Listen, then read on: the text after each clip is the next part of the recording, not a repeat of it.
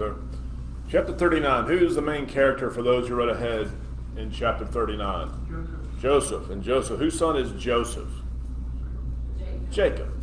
And going back to actually what JT was covering in class for me, we actually talked about, Jacob and Esau, finished up relatively briefly one chapter with the descendants of Esau, went into the story, or continuing the story of Jacob, and then last week we spent time not talking about Jacob, but talking about one of his sons. Who was the son we discussed of his that we discussed last week? Judah. And what is important about Judah? Christ is going to come through his line. If you were just kind of reading Genesis and knowing some of what we know about Genesis, the stories there, if you were going to pick somebody whose line you thought Jesus would come through, who would you think it would center more on? Joseph, right? I mean, the parallels of him, we talked about some last week about his dreams and whatnot, about the life that he lives. You would think that it would come through Joseph, right? If you were just reasoning. But it's going to come through Judah. Does chapter 38 reveal a good side or a bad side of Judah? Yeah, kind of questionable stuff that he's doing, right? And Cody pointed out at the end of it, that something at the end of chapter 38 that I forgot to mention or didn't realize actually, because as you're going through chapter 38, you get to the very end where it talks about the kids that are being born, and it's kind of a weird story kind of thrown in at the end. You remember how there's twins being born, one sticks out his hand, they tie on the scarlet thread, comes back inside, the other kid was born first, and they're giving names, and then that's it, right? And if you're reading that, you're kind of like, that's a strange anecdote to throw in at the end of that chapter. Why? Did anybody know? Did anybody catch it? Because I didn't catch it. Why that's there? Do you know what the significance of that story is? Christ's lineage. Someone turn over to Matthew chapter 1, if you would, real quick. And Matthew's gospel account begins with a genealogy. And what do you get to? Actually, it starts pretty quickly. I'll just read verses 1 through 3. It says, the book of generations of Jesus Christ, the son of David, the son of Abraham. Abraham begat Isaac. Isaac begat Jacob. Jacob begat Judas and his brethren. And Judah begat who? Phares. Phares. That is the same person back in chapter 38, verse 29. So that story was not without meaning or significance. It's actually showing the genealogy or the lineage of Christ. There's not a lot of detail given in Genesis, and you don't pick it up till later on in Matthew, but that is what's going on. So what is unique about that? What would you say about the birth of Phares? Would that be like typical, like a feel-good story, or something that's just kind of like, that's just kind of bad right there? How he came about, right? It's very bad. It's very bad. And to me, it's just, I guess I should ask a question. What do you think, and this is the big what do you think? What do you think God is trying to show us by showing us the lineage of Christ in some of the situations that happened there? His will will be completed regardless. Say that again? His will will be completed regardless. His will is going to be completed regardless, that's true?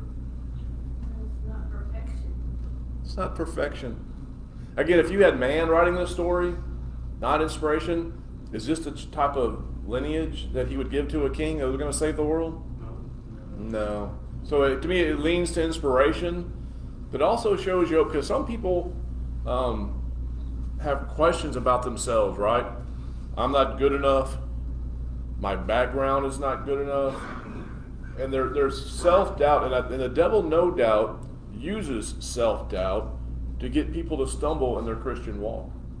I think some of this stuff is included so you can look at yourself and realize, man, my background might not be the best, where I came from not be the best, but man, if God can bring about his son who is going to save the world through this type of lineage, then there's no reason I should doubt myself or doubt God's love for me or doubt my place in his kingdom.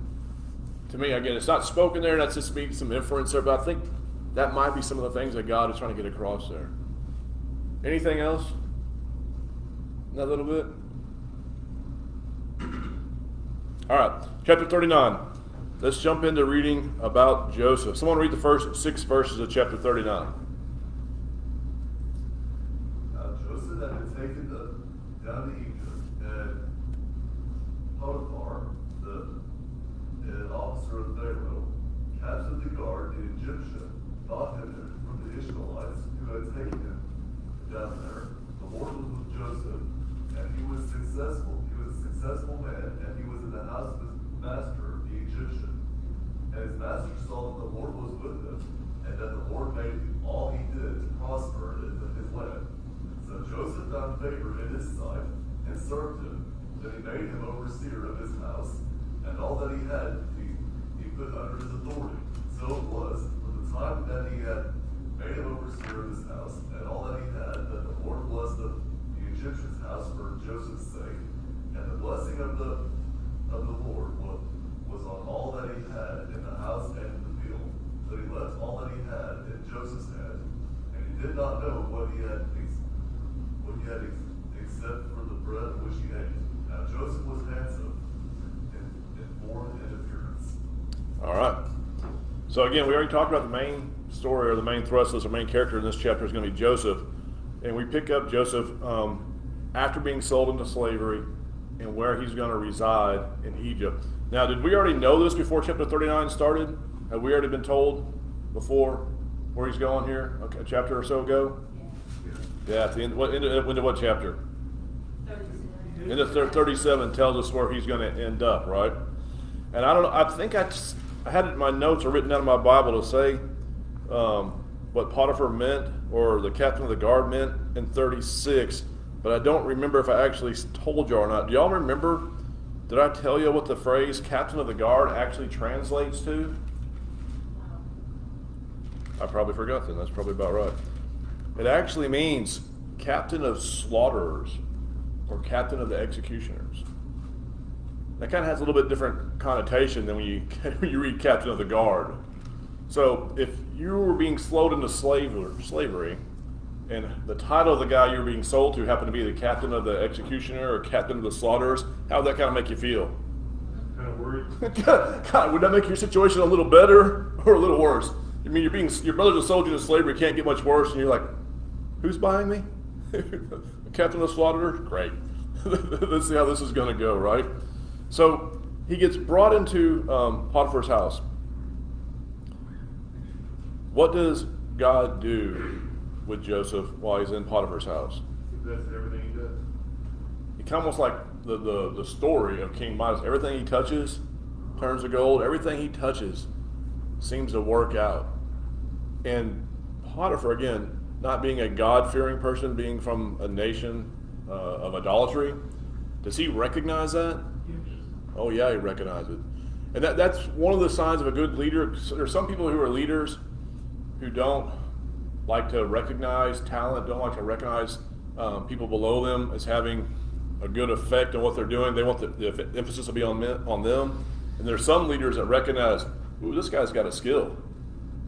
And regardless of his background, will promote him if he has a skill in being successful. You can say what you want about Potiphar, but he recognizes it, right? Because in relatively short order, at least in 7 verses, I don't know how much time it took here, but where does Joseph end up being? Controlling everything. You've got to, I mean, we read over that, and we don't stop and think, that's got to be exceptionally unusual, right? I mean, yeah, right. He's a hard man, obviously. He's not a native of the country. He's not a native of the country. Joseph's not. He's a slave that he bought. I mean, because you got to imagine. Again, this imagining. You think Potiphar had people in his house of his own country that were in those positions of ruling his house and stuff? You got to think so, right? And all of a sudden, you have this guy, a slave that you just bought off the street, is now being promoted. Again, I don't know the time frame. It'd be an interesting thing to go back and try to figure out how long it took. But he's actually running everything.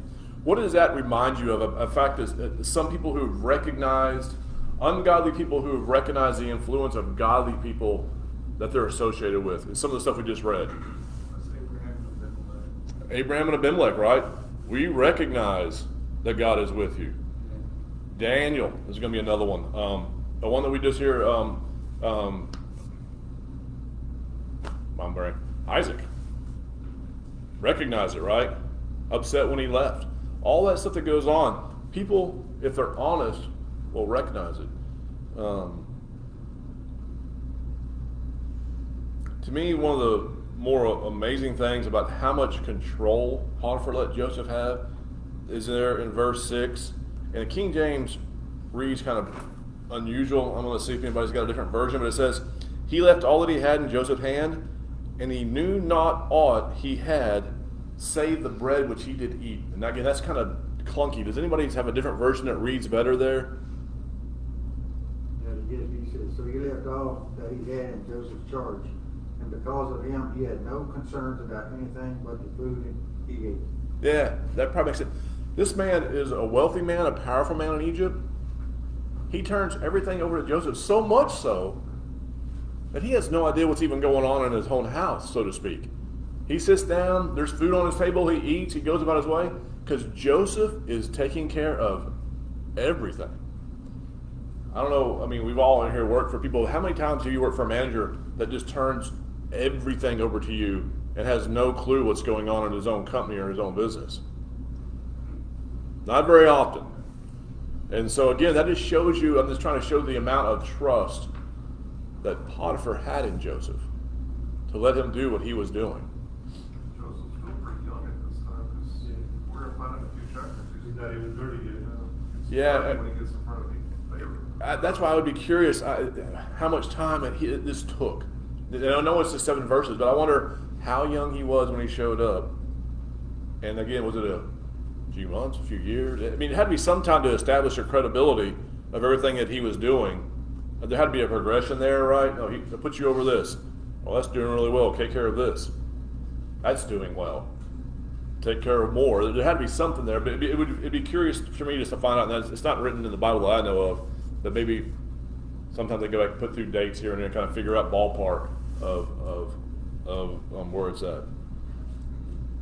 At the end of verse 6, the very last thing it says, the King James again reads, and Joseph was a goodly person and well favored. What Riggs read a little bit different. Did anybody have a different translation from what I just read right there, the last part of 6? He's a handsome man. A handsome man. So the King James read strange to me, or didn't read a certain way as the notes that I have from Jerry. And he goes, fair to look upon is a phrase there. He said that's only said of like 3 people in the whole Bible. Joseph, And Sarah? David, Sarah? who? Sarah? No, I say men. It was said about some other girls, right? But as far as men, it was Joseph, David, and Absalom. Is the only place. Not that it means anything, but again, just something that was said. But you can take that, you can contrast with what was said about Christ. What was said about Christ? He was common, nothing great about it. Yeah, nothing special. You wouldn't look upon him and go, "Oh, this is obviously God's son by the way he looks." He was just ordinary. Yes, ma'am. Back in 37, I think, yes, verse 1, I think, 2. It says he was 17. So When he was sold? no, but that's when he started feeding the flock and told them the dreams. Okay. So there probably wasn't, I wouldn't think, a whole lot of maybe time. So you would think around 20-ish, somewhere in there. You're somewhere late teen, early 20, and then you said who said he was 30? When he goes in front of He was Pharaoh, primarily 30. He's 30. So there's a 10-year period there. And you roughly think, college age kid to just out of school. Again, the progression that Joseph makes because God is with him is rapid. Again, there's not a whole lot of 30-year-olds being brought before presidents and kings and stuff to do something. Especially he's going to spend a time period in prison there as well. What can we take from that for ourselves, though, as far as what God will do for us if we're true for Him? To take care of it. He's going to take care of us. And I want to be careful there. I want to say that's not directly. It's just, I want to say directly or indirectly, God will take care of us, no doubt. Now, will we be financially successful or put in charge of things necessarily? I mean, there's people out there who make a living preaching the, what they call it, the gospel, not the social gospel, but the prosperous gospel, where you obey God, God's going to give you money. Basically, that's what they say. That's not true, not necessarily true. But what's more important than anything on this earth? Salvation, heaven. So if we're true to God, God will take care of us, no doubt, in that way. And if we, if we do our jobs right and go over and beyond, as a Christian, we should. Sometimes you're like promoted, it works for your favor in your work, like it seemed to do for Joseph, Yeah. He, so that's, a blessing from God. That's True. taking care of us. No doubt the Christian should have a better, and I got to be very careful with this because I'm condemning myself, a better work ethic than most people, right? Because what does the Bible say we're to serve our employer, our masters as? As if we were serving him. He asks you to do this, you do more. You ask you to do that, you don't complain, you do this. So if you're doing that and you have a honest boss, is he going to recognize that? Yeah, he's going to. A good boss is going to recognize that. Goes, look at this guy. Ask him to come in on Saturdays. He never complains. He comes in and does it. So what should that typically lead to? If they're being honest, you should get the promotion. You should do. Now, does it always work out that way? No, because men, whoever we're working for, aren't necessarily Christians. They could have other things going on in their lives. There could be envy and jealousy, all that type of stuff. So it doesn't always work out that way. It doesn't work out that way for Joseph, a part of his life, right? But it should be recognized by the honest person. It should be recognized. And again, are we doing that to get ahead? Are we doing that to be well on this earth? Is that the goal? No. You want to do stuff that sets yourself apart from the world. Again, you want to promote that question from others going, why do you do that? Why do you live that way? Why do you do that? Especially if you're working for, it's good to do it's easier to do it if you're working for a good boss, but if you're working for a bad boss and you're doing that, why do you do that? Then you get the opportunity to explain why. It all comes back to God taking care of us spiritually, and then us doing the best that we can to share that message with whoever we can by whatever means possible. Anything else on that? Good. Let's see. You mentioned that Joseph, David, and Absalom are distinguished as being handsome. Mm-hmm. Another person distinguished as being handsome in 1 Samuel 9 is King Saul. It says he's more handsome than anyone in Israel. And so that kind of got my mind running on how finely tuned temptation is. Because Joseph is handsome, Potiphar's wife's going to throw herself at him. Because Saul was handsome, he had a sense of pride about himself, so much so that he killed himself instead of letting a Philistine kill him. Yep. And then you look at David. David, so full of his self-image, perhaps, or even just with how handsome he is, he goes and commits sin with Bathsheba's wife. He knows, not only am I king of Israel and I can have her, but if you just look at me, I can have her. And then Absalom leads a rebellion in order to usurp the throne of David. And it's because he has a following. He has his following because, he's like King Saul, he's handsome. And so his pride gets inflated in that area too. And so I guess what I'm saying is when you think about temptation, even though these aren't things that, they're fine-tuning, but the idea of being attracted to someone because of their looks, or elevating someone because of their looks, or elevating yourself because of your looks, all that's temptation. And it has been finely tuned. And so the devil knows what he's doing, essentially is what I'm saying. Yeah. He knows how to get at people. And he knows how to use things about yourself which are innocent and pure and use them against you. True. And also, to go along with that, I hope y'all could hear him up there as well, but the idea that sometimes there's an extra burden, right?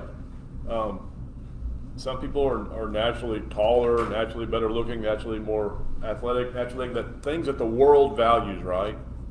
And those people are put on pedestals. Well, you think about that, even when you have a kid, I hope he's a good athlete, right? Yeah, maybe so. But what comes in with that? A lot of temptation. Again, if he's the best looking or she's the best looking and most popular in school, a lot of temptation, a lot of struggle that comes with that than just like having a typical kid, an average kid. So again, there's things the world values, and then there's things that God values. Sometimes they intermix, sometimes they don't. And be careful what you ask for, be careful what you want, because you're never going to know what all comes with that. Anything else? All right. Next reading is long. How are we doing on time? Come on, phone. Go ahead, let's read it. It's a big chunk. Let's go ahead and read 7 through 20. And it came to pass after these things that his master's wife cast her eyes upon Joseph. And she said, Lie with me. But he refused, and said unto his master's wife, Behold, my master wotteth not what is with me in the house, and he hath committed all that he hath to my hand. There is none greater in this house than I, neither hath he kept back anything from me but thee, because thou art his wife. How then can I do this great wickedness and sin against God? And it came to pass, as she spake to Joseph day by day, that he hearkened not unto her to lie by her, or to be with her. And it came to pass about this time that Joseph went into the house to do his business, and there was none of the men of the house there within. And she caught him by his garment, saying, Lie with me. And he left his garment in her hand, and fled, and got him out. And it came to pass, when she saw that he had left his garment in her hand, and was fled forth, that she called unto the men of her house, and spake unto them, saying, See, he hath brought in a Hebrew unto us to mock us. He came in unto me to lie with me, and I cried with a loud voice. And it came to pass, when he heard that I lifted up my voice and cried, that he left his garment with me, and fled, and got him out. And she laid up his garment by her until his Lord came home. And she spake unto him according to these words, saying, The Hebrew servant which thou hast brought unto us came in unto me to mock me. And it came to pass, as I lifted up my voice and cried, that he left his garment with me and fled out. And it came to pass, when his master heard the words of his wife, which she spake unto him, saying, After this manner did the servant to me, that his wrath was kindled. And Joseph's master took him and put him into the prison, a place where the king's prisoners were bound, and he was there in the prison. Thank you. That's a long reading. So, what happens with Joseph? Yeah. You think about it, again. Your mind, my mind goes back. If you think back in time, you think things were better back in the olden days. Women were more like women, and men were more like men, and not like you see today. Well, what do you think about Potiphar's wife? She's something, right? She's very forward. I don't know if she's forward because because he is good looking. We talk about the extra burden of being an attractive person. Maybe this is part of it. Maybe she just thought it was a power deal, that he was a slave and she could make him do whatever she wanted. But it does it read like she just asked him one time? It says day after day. No, she's relentless on him all the time. I just can't imagine just the forwardness again of that. But she is just hounding him to do this, and he gives some reasons at first. To me, it's not like you think that's what I guess lack of a better word, propositioning for that, and you just kind of ignore it. You don't even do it. But he tries to reason with her, and what are the reasons he gives for why he will not do this? Sin against God. Sin against God. She says, well, she's Potiphar's wife. She's married to somebody else. He doesn't know what goes Even on. just his respect for Potiphar. His respect for Potiphar. He goes, this man has given me everything in his household. I'm over it all. He goes, except for you. You are his wife. He goes, how can you make me do this great sin? And he says sin against God, but also it'd be a sin against Potiphar. How can I do this? Does that faze her at all? Doesn't care. And so again, you see that Potiphar was a wealthy man, because not only was Joseph in his house conducting business, who else was there too? This says other men. He had other servants, other men in his house taking care of things, because she waits until he is there by himself. The other men were out doing whatever else they had to do, and she forcibly grabs a hold of him, has a hold of his garment, and says, "This is going to happen." And there's a time to try to reason with people, and there's a time when reasoning has ceased. At this point, reasoning has ceased. And what does Joseph do? His only recourse. He flees, and she's holding on so hard that he basically runs out of his jacket and leaves his outer garment with her. Again, you kind of get an insight in the first half of this of what kind of woman she is. Now the second half really shows you what type of woman she is. What does she do after he leaves? She I guess got a little bit of embarrassment and shame that's not happening the way she wants it. She goes, well, if he won't do, the whole thing, if I can't have him, nobody's going to have him. Because what do you think in her mind is going to be the end result of this story she's going to tell? If your husband is the Lord of executioners, what do you think she's thinking is going to happen to Joseph when she tells the story? Yeah, she ain't thinking he's going to the king's prison. She's thinking I'll get rid of him. I'll get another servant in here that I can do what I want to with. So she it says it's unusual in King James. In verse 16, she laid the garment up by her, almost like she was just waiting to tell her story there. Calls the men into the house, and what does she tell the men in the house when they come in? Tried to force her, and she cried out. And how does she refer to him? Verse 14. This Hebrew, this foreigner. I think in Jerry's notes he actually told, which I never had heard where the word Hebrew comes from. Huh? Someone from far away. Yeah, it actually comes from Genesis 11:16. It's the descendants of Eber. It actually means literally the man across the river. It's even a broader term than the term Israelite. It had to do with the nationality or the descendants of Eber. So again, she's just pointing out this foreigner he brought in came in to mock me. That's what the King James says here. At first, she says, when she's describing to the men, to mock us in verse 14. 17, she says, came in to mock me when she's talking to her master. Does anybody have a different term there than mock? Laugh at? That's a euphemism, right? That's a figure of speech. What is she saying? Basically, he came in to take advantage of her. She came in to rape me. That's what she's saying. So she's completely flipping the script, right? Completely turning the story around. And the lie is progressive, right? She doesn't just wait for her husband. She's poisoning the whole well. She tells it to the men, getting the men that work for her fired up. All them waiting just for her husband to come home so she can tell her husband. And what does it say? How does her husband react? Yeah, he gets mad.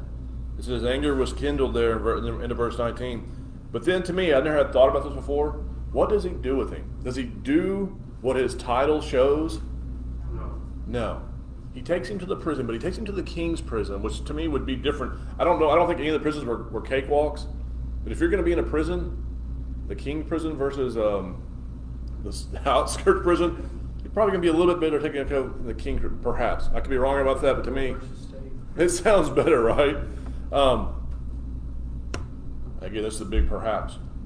It sounds like, as we read on further on, how Joseph is used by the king later on also. That those in the king's prison, they have positions. Some have cooks, and some with waiters, and some with this and that. And so they were used to different things. So, yeah, we see a different type of prison for prisoners than one of the plotters in charge. Right. We have that today too. There's some of the thugs they put up in a different spot, but they don't get as bad as their Federal prisons. Yeah, they talk about the penitentiary versus like they have white collar crime prisons and stuff and you beg to go to one of those so you don't go to the places where it gets progressively rougher, right, for the hardened criminals. So again, I don't know my history here. I don't know if the king's prison was truly was a better place. It sounds like a better place because again, you have the butlers and you have the bakers and you have people like that in there from the king's house. Maybe, I don't know. It didn't work out too good for the baker later on when we read next chapter. It didn't work out too good for him. But again, I guess the point I'm trying to make in that, again, this is just an inference. It doesn't really mean much. But if Potiphar was Lord of the executioners, and this is the story that's coming from his wife, are you surprised by his reaction that he puts him in prison? Depends on what kind of woman she was, if he knows that she has a history of Joseph like this. Yeah. He's been neglected by his attention because he's given Joseph all his responsibilities, so he's given responsibilities to a man who doesn't know very well. He's not paying attention to his wife, so she's got nobody to start with. To me, that's what I take away from it. I take away from it like that Potiphar maybe halfway didn't believe it was all on Joseph. Again, you see how forward she is with Joseph? Do you think this is her, again, a euphemism from our day, her first rodeo going down this road? Probably not. So whenever he probably comes and hears a story, he's probably like, oof. He's mad, no doubt. Probably a little mad at her. Because what's he getting ready to do with Joseph? What has Joseph been doing for him? Everything. And so now I've got to bring in the second or third string guy to run my stuff. And again, if he recognized that he was being blessed because of what Joseph was doing, and now he's going to pull Joseph out, do you think he's under any delusion that the blessings are going to hang around with him because were the blessings there before Joseph? Nope. So now he's thinking, again, whom you choose as your spouse is a huge deal. It's getting ready to cost Potiphar a well-run home because of a poor choice in a wife. Not to say that she was all the way, maybe like Katie was saying, maybe he had neglected her too, but still, there's more to the story, there's more to the background going on here than what we get in Scripture. Anything else? He's stuck there too, because he can't take the word of a Hebrew over the word of Egyptian. He was in a no-win situation, right? It was his wife. I mean, she had his garment. She'd already laid the groundwork with the lie by telling the men around her, and so they're probably backing her up. Because again, it's not written. It doesn't say, but the men of his house, probably Egyptian, and they probably, or even if they weren't Egyptian, did they see a chance to take out Joseph? Oh yeah, yep, we saw it. We saw indications of this happening. You know, they're doubling down to get Joseph out of the way because they knew that then they could run the household, perhaps. This morning got rid of her. Oh, if he'd have been a good leader, yeah, he would have got rid of her, right? But again, does it ever work out that way? No, never works out that way. Anything else? So I'm going to read the last three verses, 21 through 23. The Lord was with Joseph and showed him mercy and gave him favor in the sight of the keeper of the prison. And the keeper of the prison committed to Joseph's hand all the prisoners that were in the prison. And whatsoever they did there, he was the doer of it. The keeper of the prison looked not to anything that was under his hand, because the Lord was with him. And that which he did, the Lord made it to prosper. So Joseph goes from being in Potiphar's house, a ruler in Pharaoh's kingdom, to the prison. But again, 3 verses, we don't know the time period. What happens in a very short period of time when he's in prison? He's running the prison. I mean, I read that. I'm like, I wonder what they were doing. It acts like they were doing stuff. I don't know if they have like work programs like we see today, out there, mowing the side of the road or stuff. But they act like they're doing stuff because, again, it's all put under Joseph's charge. Whatever's going on, he's handling it.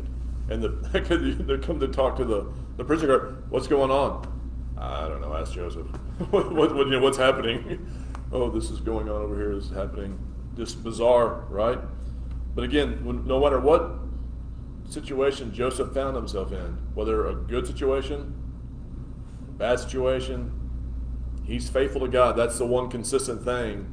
And then what is the other consistent thing that God does for him? God blesses him.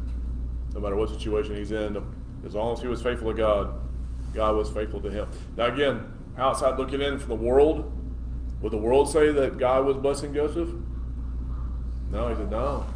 He just sold him to slavery. His brothers hated him. Potiphar's house, Lord of executioners. Now he's in the prison. Things aren't going well for Joseph. But things are going. Yeah, things are going well for Joseph. God has a plan. And God is working out his plan. No matter what happens, what man tries to intervene with, what Satan tries to intervene with, God is bringing about his will. He's going to make it work out the way he wants to. going to prison, throw your hands up, sit yourself on rocks. Oh yeah, because I mean he could have done that anywhere. Okay, one, his family betrayed him.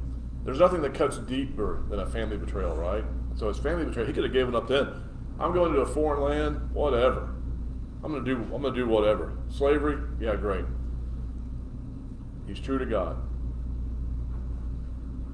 Yes, ma'am. It kind of makes you, where did Joseph's faith come from? Man. Strong faith, yes. I don't know. And this again, it doesn't tell us. But here's what did it tell us about Joseph, about his father? Remember what it said about Joseph compared to his other kids? Favorite. His favorite, son of his old age. This is a perhaps. Perhaps again. Sometimes when a man is working, and you're having kids when you're relatively young, you're out trying to make a living, trying to do, and the people back then didn't have jobs like 9 to 5. They worked, especially they were like herders, right? Out doing stuff. There might be a whole gap of kids you have there that you don't see as much because you're out doing things. And more today, we see it more with grandkids, right? Towards the end of your life, when you're not out working as much and you're at home more, your kids might all be gone, but then you have your grandkids around. Sometimes you might have more influence and closer to them because you spend more time with them. So perhaps, because Joseph was so much further down the line, maybe his dad spent more time with him. Was at home closer with him. It takes a while to get to that place of faith. Yeah. So maybe he just started Joseph out. That's the only thing I can think of. Perhaps maybe it's a big perhaps because some people are just more inclined. He was being sent out to check on his brothers and stuff, coming back and having that dialogue. And Yeah. you also you would be there to see Jacob's response. You have something? Yeah. Potiphar's in charge of the king's prison. Okay. That would make sense since he's the Lord of execution. You would think he'd be over the prison too. Captain of the guard, right? Uh-huh. And then Genesis 40 and verse 3, it tells us, well, back in verse 2, it tells us that Pharaoh became mad with the chief cupbearer and the chief baker, and then he put him in custody of the house of the captain of the guard, Potiphar, Mm-hmm. in the prison where Joseph was confined. Yep. And so Potiphar could not resist to have Joseph at least attached to whatever he was doing. Could not resist it. So it's not like he put him in some prison that was somewhere else. He actually put him in a prison that he had control over. Yeah. Still get blessings from it. Maybe so. Maybe he was thinking that, right? That might be what help where he's controlling things. Yeah. Because if he would have been, like I said, in some other prison, in some other geographic area, somebody who didn't know him, that what happened is highly unlikely. The fact that he's in a prison that's under Potiphar's control, there's going to be some reputation transference. Whereas, like, and who knows? Again, who knows? Potiphar might have, if he was truly reluctant in this, might have said, "I'm putting him in prison, but take care of him. You know, he's been helpful to me." Who knows? But again, it works out. Regardless of all that's all the supposition, right? Regardless of all that, the main overreaching thing is Joseph was faithful to God no matter what situation he found himself in, and God was faithful to him. Anything else in there?